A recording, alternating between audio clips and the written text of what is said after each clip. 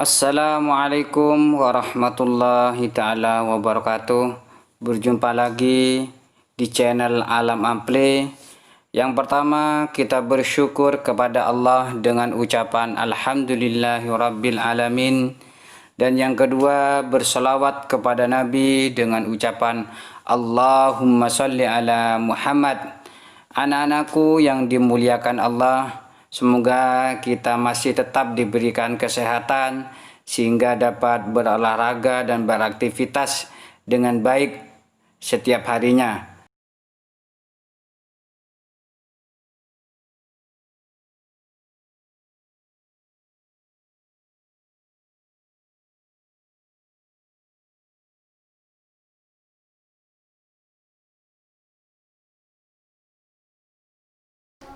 Oke, anak-anakku yang dimuliakan Allah, dalam hal ini saya akan menjelaskan tentang lari, yang mana lari itu dibagi dalam tiga bagian atau tiga kelompok. Yang pertama adalah lari jauh atau maraton, lari jarak menengah, lari jarak pendek atau sprint. Dalam hal ini, di kelas ini saya akan menjelaskan tentang lari jarak pendek atau sprint. Jadi kita bahas dulu pengertian dari lari, adapun juga teknik dan peraturan lari jarak pendek. Lari jarak pendek atau sprint adalah salah satu jenis lari yang dilakukan dengan kekuatan dan kecepatan penuh sepanjang garis lintasan dari start hingga finish. Jadi kalau kita mengikuti lari jarak pendek full ya, dari kita start sampai finish itu kecepatan yang maksimal, sehingga kita lebih cepat sampai ke finish dan mencapai menang. Yang mana dalam dari jarak pendek ini, jarak yang ditempuh ada tiga kriteria. Yang pertama 100 meter, yang kedua 200 meter, dan yang ketiga 400 meter. Untuk pemahaman lari jarak pendek itu sendiri, menurut ilmuwan atau menurut Mujahir, yaitu adalah perlombaan lari yang semuanya para pelarinya dengan kecepatan yang sangat penuh. Jadi tidak ada pengaturan ritme untuk lari, nada lari. Jadi langsung dari awal start sampai akhir sudah full tenaga. Beda dengan lari maraton. Berikutnya adalah menurut Syarifuddin dan Muhadi. Jadi cara lari di mana atlet harus menempuh seluruh jarak dengan kecepatan semaksimal mungkin. Jadi kata kunci dari inti dari lari tersebut atau pemahamannya adalah dari start awal sampai akhir itu dengan kecepatan penuh. Next, berikutnya adalah hal-hal dasar yang harus diketahui pelari jarak pendek, yaitu diantaranya: 1. Tubuh sedikit condong ke depan saat berlari. 2. Lengan sedikit fleksi 90 derajat dan diayunkan searah dengan gerakan saat berlari. Yang kedua, otot-otot bagian depan dan kedua lengan tetap dalam keadaan rileks.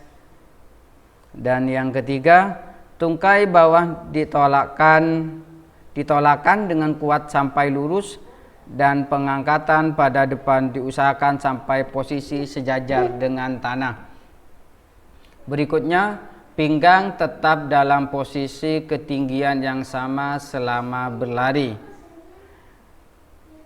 Kemudian ketika mencapai finish, badan dicondongkan dengan serentak ke depan untuk mengantarkan bagian dada menyentuh pita. Adapun dari beberapa atletik ataupun olahraga atletik itu memiliki teknik tersendiri, begitupun dengan lari, yaitu teknik start lari jarak pendek. Berarti teknik awal yang harus dilakukan ketika melakukan lari sprint yaitu start pendek atau bound start. Kaki kiri di depan dan lutut kaki kanan diletakkan di sebelah kaki kiri sekitar 1 kepal. Kedua tangan diletakkan di belakang garis start dengan jari-jari rapat dan ibu jari terpisah. Kemudian start menengah atau medium start. Kaki kiri di depan, lutut kaki kanan diletakkan di sebelah kanan tumit kaki kiri jaraknya sekitar 1 kepal. Kedua tangan diletakkan di belakang garis start dengan 4 jari-jari rapat, ibu jari terpisah. Berikutnya adalah start panjang atau long start. Jadi yang dikatakan long start adalah kaki kiri diletakkan dengan lutut kaki kanan di belakang kaki kiri. Jaraknya sekitar 1 kepal. Kedua tangan diletakkan di belakang garis start dengan jari-jari rapat dan ibu jari terpisah. Berikutnya adalah aba-aba dalam lari jarak pendek. Jadi dalam lari jarak pendek atau sprint itu memiliki 3 aba-aba. Yang pertama adalah bersedia, yang kedua siap, yang ketiga ya. Jadi yang ketiga ini bisa juga diwakilkan dengan suara letupan atau letupan pistol dar ya, bisa seperti itu. Jadi intinya kalau lari jarak pendek itu ada 3 aba-aba: bersedia, siap, ya. Berikutnya teknik lari jarak pendek. Jadi ada tekniknya ya. Tekniknya sebagai berikut: fast topang. Yang dimaksud dengan fast topang adalah bertujuan untuk memperkecil hambatan saat menyentuh tanah dan memaksimalkan dorongan ke depan. Fase topang terdiri dari topang depan dan topang dorong. Adapun teknik adalah sebagai berikut. Yang pertama tekniknya adalah mendarat pada telapak kaki. Jadi teknik yang pertama adalah teorinya yang pertama adalah mendarat pada telapak kaki. Yang kedua, lutut kaki topang bengkok harus minimal pada saat amortasi. Yang ketiga, kaki ayun dipercepat. Pinggang, sendi, lutut dan mata kaki dari kaki topang harus diluruskan kuat-kuat pada saat bertolak. Yang keempat, paha kaki ayun naik dengan cepat ke suatu posisi horizontal. Berikutnya adalah fase layang. Ini merupakan fase yang kedua. Fase layang bertujuan untuk memaksimalkan dorongan ke depan dan untuk mempersiapkan suatu penempatan kaki yang efektif saat menyentuh tanah. Adapun langkah-langkahnya sebagai berikut. Yang pertama adalah lutut kaki ayun bergerak ke depan dan ke atas. Yang kedua, lutut kaki topang bengkok dalam fase pemulihan ayunan dengan aktif namun rileks. Yang ketiga, kaki topang bergerak ke belakang. Next, berikutnya teknik melewati garis finish. Jadi bagaimana tekniknya sebagai berikut. 1. Teknik ini menurut Muhtar yang pertama adalah menjatuhkan dada ke depan. Jadi ketika kita masuk garis finish, dada itu dibusungkan ke depan sehingga lebih nyampe dulu ke pita finish. Yang berikutnya adalah menjatuhkan salah satu bahu ke depan. Jadi bisa bahu yang kanan, juga bisa bahu yang kiri. Jadi kita bengkokkan seperti ini. Bagaimana caranya? Badan kita tersentuh pita finish. Yang berikutnya adalah lari cepat-cepatnya sampai beberapa meter melewati garis finish. Berarti ketika kita mau sampai finish kurang lebih 10 langkah atau beberapa langkah itu full kecepatan. Jadi kecepatan akhir sehingga itu memungkinkan lebih cepat sampai ke garis finish. Next, berikutnya adalah peraturan perlombaan. Di dalam ini juga ada aturannya sehingga ketika lari tidak asalan. Begitupun aturannya yang pertama adalah garis start dan finish dalam lintasan lari. Jadi ketika kita dalam perlombaan lari harus ada start dan harus ada finish, yang mana ditunjukkan dengan sebuah garis selebar 5 cm siku-siku dengan batas tepi dalam lintasan. Jadi dalam jarak perlombaan harus diukur dari tepi garis start ke tepi garis finish terdekat dengan garis start. Aba-aba yang digunakan dalam lomba lari jarak pendek, jadi itu sudah paten ya, ada 3. Yang pertama bersedia, yang kedua siap, yang ketiga ya atau bunyi pistol. Itu sudah paten. Jadi tidak bisa ada bersedia ya dikurangi lah, misalkan 2 ini tidak boleh. Sudah, ini aturan internasional ya. Yang berikutnya adalah semua peserta lomba lari mulai berlari pada saat aba-aba ya atau bunyi pistol yang ditembakkan ke udara. Jadi kalau pimpinan lomba atau wasit bersedia, dia mengasih instruksi bersedia siap ya baru lari, bukan yang bersedia siap lari, tapi bersedia siap ya baru lari. Berikutnya adalah peserta yang membuat kesalahan pada saat start ya. Jadi biasanya ini sering terjadi kalau praktek kita di sekolah, belum iya sudah mau lari dulu. Jadi harus diperingatkan maksimal 3 kali kesalahan ya. Kalau sudah lebih dari 3 berarti kalah. Berarti yang berikutnya adalah lomba lari jarak pendek pada perlombaan besar dilakukan 4 tahap, yaitu babak pertama, babak kedua, babak semifinal, dan babak final.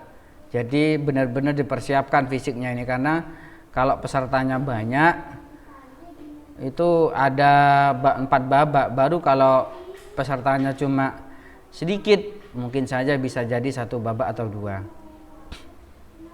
Berikutnya adalah babak pertama akan diadakan apabila jumlah peserta banyak. Pemenang 1 dan 2 tiap head berhak maju ke babak berikutnya. Next, hal-hal yang dianggap tidak sah. Jadi ada hal-hal yang tidak sah di dalam perlombaan lari, misalkan melakukan kesalahan start lebih dari 3 kali. Berarti sudah saya katakan tadi, berarti dia gagal, didiskualifikasi. Yang berikutnya adalah memasuki lintasan pelari lain. Jadi ada kamarnya masing-masing atau ada garisnya sendiri-sendiri, tidak melebihi garisnya yang telah ditentukan oleh wasit. Berikutnya adalah mengganggu pelari lain. Dalam kata lain, nyenggol atau nyigal ya, lari karena dia merasa sudah kalah, akhirnya dia menyenggol, itu tidak boleh. Berarti tetap itu dianggap tidak sah dan dianggap kalah. Keluar dari lintasan, itu sudah jelas. Yang berikutnya terbukti memakai obat perangsang. Dalam artian hal ini obat kuat dalam untuk lari sehingga nafasnya kuat, tidak mudah lelah. Ada doping bahasanya ya, kalau lebih gampangnya doping itu tidak boleh. Maka kalau itu ketahuan, maka itu dianggap kalah. Berikutnya adalah sarana dan peralatan lari jarak pendek. Oke, untuk sarananya yang pertama adalah lintasan. Jadi harus jelas, harus ada lintasan. Kalau kita lomba lari harus ada lintasan atau tempat larinya itu harus ada. Ya, perlombaan lari jarak pendek dilakukan di lapangan yang dibuat lintasan atau ban. Pembatasnya bisa juga ban atau garis. Jadi lintasan atau ban perlombaan jumlahnya ada 8 buah. Lebar setiap lintasan berukuran 1,22 meter. Yang berikutnya adalah peralatan lari jarak pendek. Adapun peralatannya adalah alat yang digunakan dalam perlombaan lari jarak pendek, misalnya sepatu spike, sepatu yang enak dipakai sehingga ketika kita berlari itu semakin cepat ya, dalam artian sepatunya press, sepatu yang khusus memang untuk dipakai untuk pelari, bukan pakai sepatu yang kayak pantofel dan sebagainya. Memang ada khusus sepatu untuk lari. Yang berikutnya start block, yang berikutnya tiang finish, stopwatch, dan bendera start atau pistol. Pistol ini digunakan untuk terakhir biasanya, bersedia siap dor atau ya. Oke, terima kasih banyak. Semoga apa yang saya sampaikan dapat bermanfaat walaupun cuma sedikit. Kita bertemu lagi di video berikutnya, tutorial berikutnya. Sebelum itu saya bacakan kata pepatah. Yang pertama adalah kerja itu penting, tapi istirahat jauh lebih penting. Usia memang di tangan Tuhan, tapi kesehatan di tangan kita sendiri. Jadi intinya kita harus berusaha, bukan lantas kita pasrah, sudah ada Allah dan kita tinggal saja menunggu, tidak. Jadi semuanya itu ada usaha, ada niatan yang baik, insya Allah kita akan sehat. Assalamualaikum warahmatullahi taala wabarakatuh.